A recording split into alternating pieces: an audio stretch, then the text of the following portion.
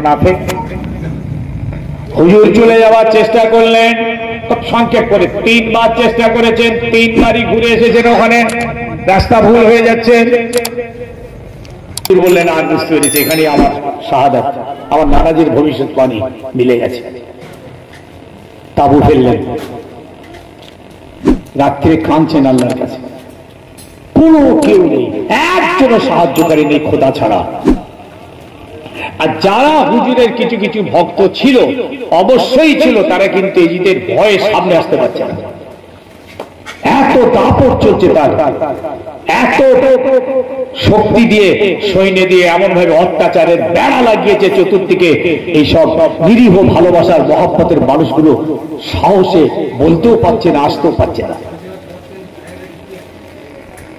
গভীর রাত, একটা জিনের বাদশাহ এলেন, হুজুরকে সালাম দিল, আসসালামু আলাইকুম ইয়া আওলাদ রাসূল।